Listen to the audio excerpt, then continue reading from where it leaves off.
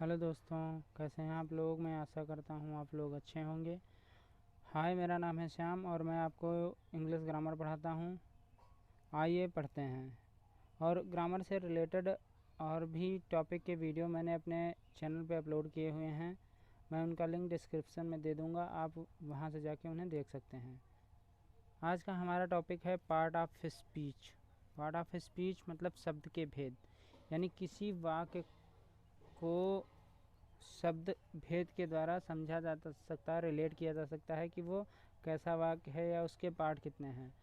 तो देखिए, इस पार्ट ऑफ स्पीच कहते किसे हैं और ये कितने होते हैं। लिखा है there are 8 part of speech, यानी शब्द भेद केवल 8 होते हैं। शब्द भेद केवल 8 होते हैं। और मेरी आपसे रिक्वेस्ट है, अगर अभी तक आपने मेरे चैनल को सब्सक्राइब नहीं किया हुआ है तो प्लीज़ मेरे चैनल को सब्सक्राइब करिए और मेरे वीडियो को लाइक करिए और अपने दोस्तों में शेयर करिए ताकि उन लोगों तक भी ग्रामर की जानकारी उन तक पहुंच सके। और आइए पढ़ते हैं। पार्ट ऑफ स्पीच 8 होते हैं और उनका सबसे पहला भाग होता है नाउन। अब नाउन क्या होता है वो लगभग हर किसी को पता है, फिर भी नाउन इसका मतलब होता है संज्ञा। The noun is the name of a person, place, bird, animal और थिंग। किसी भी व्यक्ति, वस्तु, स्थान, पक्षी, जानवर के नाम को संज्ञा कहते हैं। यानी किसी भी व्यक्ति, वस्तु अथवा स्थान के नाम को हम संज्ञा कहते हैं।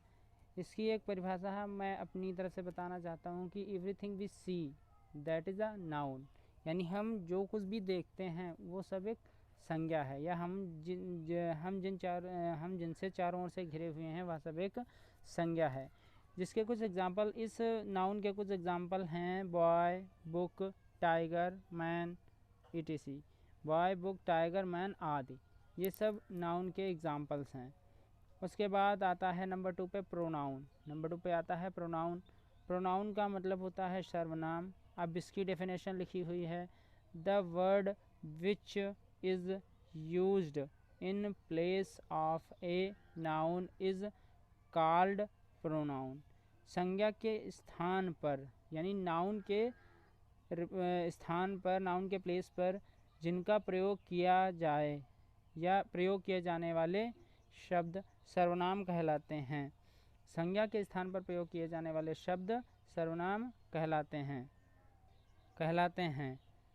जिसके एग्जाम्पल कुछ हैं, ही, सी, इट, दे।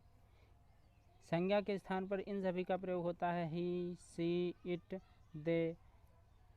और इन सभी के बारे में, नाउन, प्रोनाउन, वर्ब, एडवर्ब, इन सभी के बारे में हम डिटेल्ड स्टडी करेंगे। पहले हम आपको बताते हैं कि नाउन के पार्ट ऑफ स्पीच होते कितने हैं।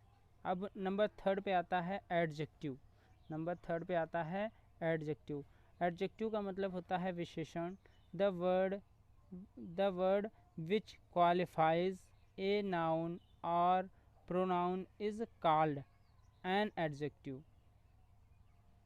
वे शब्द जो संज्ञा या सर्वनाम की विशेषता प्रकट करते हैं उन्हें विशेषण कहते हैं।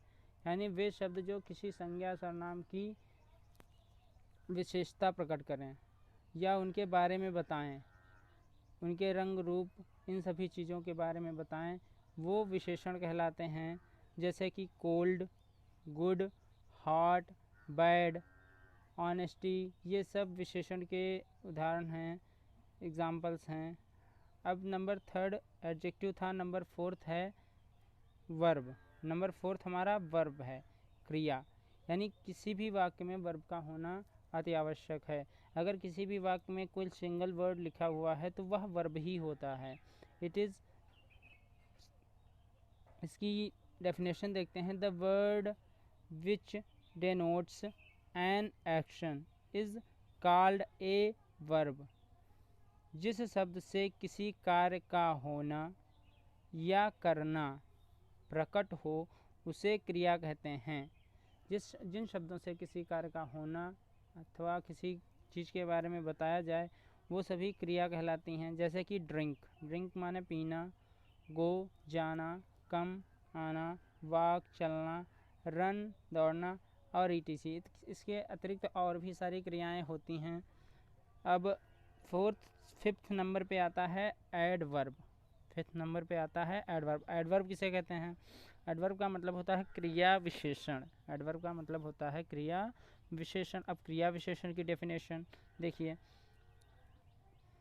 The word which modifies a verb, an adjective or another adverb is called an adverb। जो शब्द किसी क्रिया विशेषण या किसी अन्य क्रिया विशेषण की विशेषता बताता है उसे क्रिया विशेषण कहते हैं। यानी कहने का मतलब जो शब्द किसी क्रिया की विशेषता बताए या विशेषण की विशेषता बताए या किसी अन्य क्रिया विशेषण की, अन्य एडजेक्टिव की विशेषता बताए, उसे हम क्रिया विशेषण यानी एडवर्ब कहते हैं। इसके एग्जाम्पल हैं स्लोली, क्वाइट, ऑनेस्टली, क्विकली। ये सब क्रिया विशेषण के ही उदाहरण हैं, एडवर्ब के ही उदाहरण हैं। अब 6 नंबर पे आता है प्रीपोजिशन। 6 नंबर पे आता है प्रीपोजिशन। प्रीपोजिशन को बोलते हैं संबंध बोधक अव्यय। ये बहुत ही इंपॉर्टेंट चैप्टर है, संबंध बोधक अव्यय।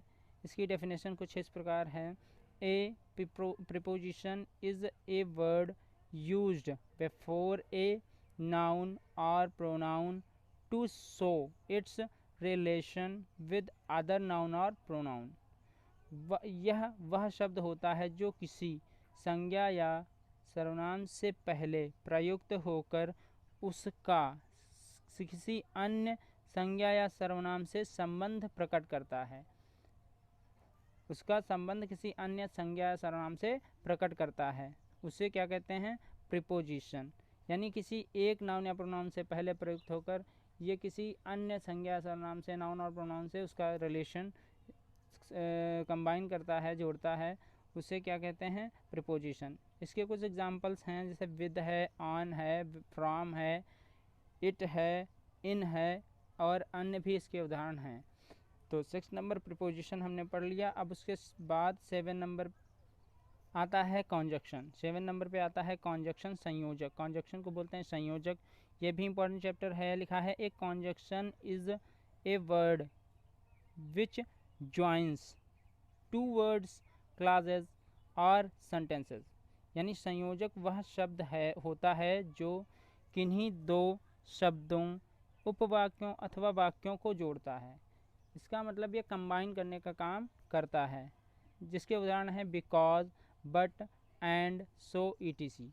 यानी कंजक्शन का मतलब होता है दो वाक्यों को जोड़ना, दो शब्दों को जोड़ना, दो या दो उपवाक्यों को जोड़ना, इसका काम होता है। जिसके एग्जाम्पल भी हमने बता दिए, बिकॉज, बट, एंड, सो। इसके बाद 8 नंबर पे आता है इंटरजेक्शन। 8 नंबर पे आता है इंटरजेक्शन। इंटरजेक्शन का मतलब होता है विस्मयादि बोधक अव्यय। विस्मयादि बोधक अव्यय क्या होता है, इसकी भी डेफिनेशन देखते हैं। लिखा है an interjection is a word which express sudden feelings और इमोशन। लिखा हुआ है एक्सप्रेस सडन फीलिंग्स, अचानक उठने वाले भाव, और इमोशंस यानी भावनाएं या संवेदनाएं। लिखा हुआ है जो शब्द हृदय में अचानक उठने वाले भावों एवं संवेदनाओं को प्रकट करता है। यानी हृदय में अचानक उठने वाले भाव या संवेदनाओं को प्रकट करता है, उसे विस्मयादि बोधक अव्यय कहते हैं। जैसे कि alas, bravo, oh, hurray, ETC. यानी अगर अचानक, जैसे एग्जाम्पल में लिखा था alas his cow is dead, his cow is dead, DEAD। तो ये भाव जब हमारे सामने आएगा, alas his cow is dead, जब ऐसा हम सुनेंगे तो हमारे मन में अचानक भाव उठेगा। कैसा भाव उठेगा? शोक का। तो उसी फीलिंग्स को इंटरजेक्शन कहा जाता है। मेरे हिसाब से मैंने आप लोगों को बहुत अच्छा समझाया। अगर आपको लगता है मैंने अच्छा समझाया तो प्लीज़ मेरे वीडियो को लाइक करिए और चैनल को सब्सक्राइब करिए। अगर नए हैं तो चैनल को सब्सक्राइब करिए और मेरे वीडियो को अपने दोस्तों तक शेयर करिए ताकि उनको भी नॉलेज हो ग्रामर का। Please subscribe my channel. to watch more videos about grammar. Thanks for watching.